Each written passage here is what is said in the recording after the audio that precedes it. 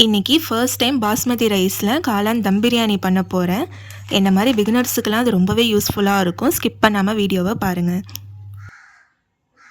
First நம்ம ரைஸை ஊற வச்சிடலாம். நான் இந்த கிளாஸால் 2 கிளாஸ் ரைஸ் எடுக்க போகிறேன்.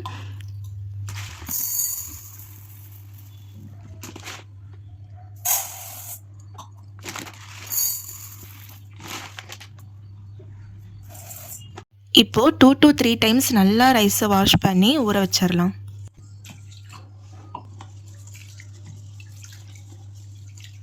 ரைஸை வாஷ் பண்ணி ஊற வச்சுட்டு பிரியாணிக்கு தேவையானது எல்லாமே ரெடி பண்ணி வச்சுட்டேன்.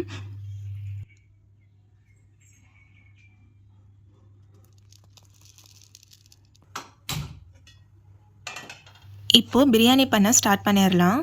உங்களுக்கு தம் பண்ணுறதுக்கு எந்த பாத்திரம் கரெக்டாக இருக்குமோ அதை எடுத்துக்கோங்க. எடுத்துகிட்டு 2 ஸ்பூன் ஆயில் சேர்த்து 1 ஸ்பூன் நெய் சேர்த்துக்கிறேன்.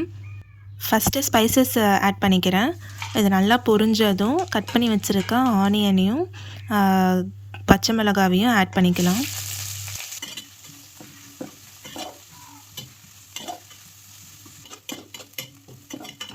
இந்த அளவுக்கு ஆனியன் குக் ஆனதும் இஞ்சி பூண்டு பேஸ்ட்டு 2 ஸ்பூன் அளவுக்கு சேர்த்துக்கிறேன். இது நல்லா பச்சை வாசனை போகிற வரைக்கும் நல்லா மிக்ஸ் பண்ணிவிட்டு 2 தக்காளி எடுத்து நைஸாக கட் பண்ணி வச்சுருக்கேன், அதையும் சேர்த்துக்கிறேன். இப்போது தக்காளி நல்லா குக் ஆகிறதுக்காக கொஞ்சமாக மஞ்சள்தூள் சேர்த்து அப்படியே மிக்ஸ் பண்ணிக்கிறேன்.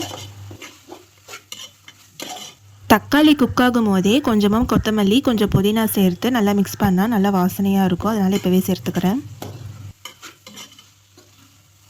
இப்போது 2 to 3 ஸ்பூன் தயிர் சேர்த்துக்கிறேன்.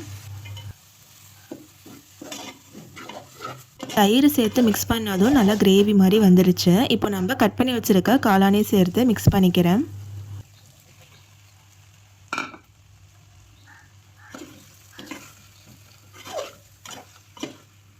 நம்ம மசாலா போடாமலே பாருங்கள், வெறும் தக்காளி வெங்காயம் மஞ்சத்தூள் தான் லைட்டாக போட்டேன். அதுக்கே பாருங்கள் எவ்வளோ கலராக சூப்பராக இருக்குன்ட்டு. இப்போ நம்ம வீட்டு மிளகாத்தூள் சேர்த்து தான் பண்ண போகிறேன். எந்த மசாலாவுமே நான் சேர்க்கலை. 2 ஸ்பூன் மிளகாத்தூள் சேர்த்து தேவையான அளவுக்கு காளானுக்கு தேவையான அளவுக்கு மட்டும் உப்பு சேர்த்து நல்லா மிக்ஸ் பண்ணி குக் பண்ணிக்கலாம். நம்ம வீட்டு மிளகாத்தூள் சேர்த்ததுக்கே பாருங்கள் ஓரளவுக்கு நல்லா கலராக இருக்குது. உங்களுக்கு கலர் இன்னும் வேணும்னா காஷ்மீர் மிளகாத்தூள் இல்லை ரெட் சில்லி பவுடர் அந்த மாதிரி சேர்த்துக்கோங்க. இப்போ இதை சேர்த்துட்டு நல்லா மூடி போட்டு வேக வச்சிங்கன்னா காளான்லேருந்தே தண்ணி பிரியும். பாருங்கள் கொஞ்சமாக காளான்லேருந்தே தண்ணி பிரிஞ்சு வந்திருக்கு. அது கொஞ்சம் ட்ரை ஆனதும் நம்ம ரைஸ்க்கு தேவையான அளவுக்கு தண்ணி சேர்த்துக்கலாம்.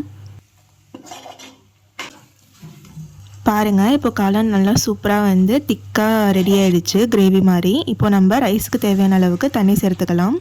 இந்த டம்ளரால் தான் நான் 2 டம்ளர் ரைஸ் சேர்த்தேன்.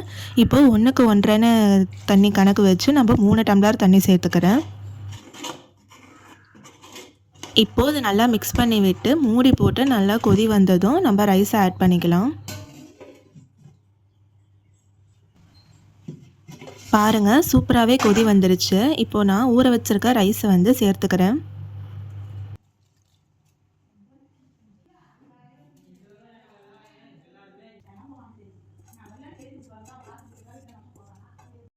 ரைஸ் சேர்த்துட்டு ரொம்ப மிக்ஸ் பண்ணாமல் லைட்டாக மிக்ஸ் பண்ணி விட்டு மூடி வச்சிடலாம். லைட்டாக ஒரு கொதி வந்ததும் உப்பு கரெக்டாக இருக்கான்னு செக் பண்ணி பார்த்துட்டு நம்ம வேணும்னா எக்ஸ்ட்ராவாக போட்டுக்கலாம்.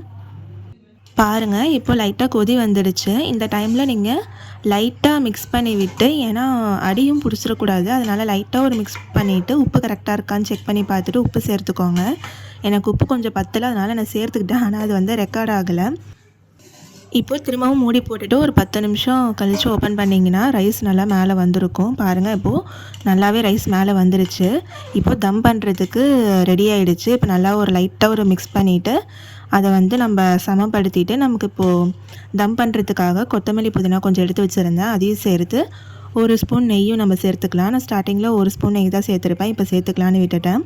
இப்போ அந்த நெய்யும் சேர்த்து அப்படியே பக்கத்தில் தோசைக்கல் ஆல்ரெடி நான் ப்ரீ ஹீட் பண்ணி வச்சுருக்கேன், அதில் எடுத்து நம்ம அப்படியே வச்சுட்டு மூடியும் போட்டு மேலே ஒரு வெயிட்டு ஏதாவது தண்ணி இருக்க பாத்திரம் இல்லைனா இந்த மாதிரி வெயிட் ஏதாவது ஒன்று வச்சு ஒரு 15 to 20 மினிட்ஸுக்கு அப்படியே விட்டுருங்க. அதுவும் லோ ஃப்ளேமில் இருக்கணும். தோசைக்கல் ஹீட் ஆகிற வரைக்கும் தான் நீங்கள் ஃபுல் ஃப்ளேமில் வச்சுக்கணும். அதுக்கப்புறம் லோ ஃப்ளேமில் விட்டு 20 மினிட்ஸ் அப்படியே விட்டிங்கன்னா நல்லா ரெடி ஆகிரும். அந்த கேப்பில் வந்து நான் ஆனியன் ரைத்தாவும் நான் ரெடி பண்ணிட்டேன். 20 மினிட்ஸ் ஆகிடுச்சு. இப்போது தம்மில் இருந்து எடுத்துடலாம்.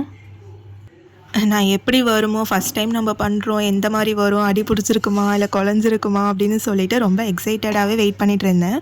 பார்த்தா சூப்பரா வேற லெவலா வந்துருச்சு. அடியும் பிடிக்கல, குழையவும் இல்ல. கரெக்டான மெஷர்மெண்ட்டில நான் பண்ணியிருக்கேன். அப்படின்னு நினைக்கும்போது எனக்கே வந்து ஆச்சரியமா இருக்கு. கண்டிப்பா வந்து என்ன மாரி பிகினர்ஸ் வந்து இந்த மாரி நீங்க ட்ரை பண்ணுங்க.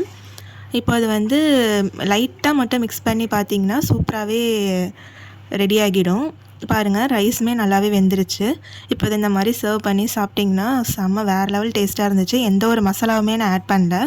வெறும் நம்ம வீட்டு மிளகாத்தூள் மட்டும் தான் சேர்த்தேன். அதுக்கே சூப்பரா இருந்துச்சு. எங்க வீட்லயும் எல்லாரும் சாப்பிட்டு பார்த்துட்டு சூப்பரா இருக்குன்னு சொன்னாங்க. கண்டிப்பா நீங்க இந்த மாரி ட்ரை பண்ணி பாருங்க. பிகினர்ஸுக்குலாம் நல்லாவே யூஸ்ஃபுல்லா இருக்கும்னு நெனைக்கிறேன். இந்த வீடியோ உங்களுக்கு புடிச்சிருந்தா லைக் பண்ணிட்டு சப்ஸ்கிரைப் பண்ணிக்கோங்க. Okay bye. நெக்ஸ்ட் வீடியோல பார்க்கலாம்.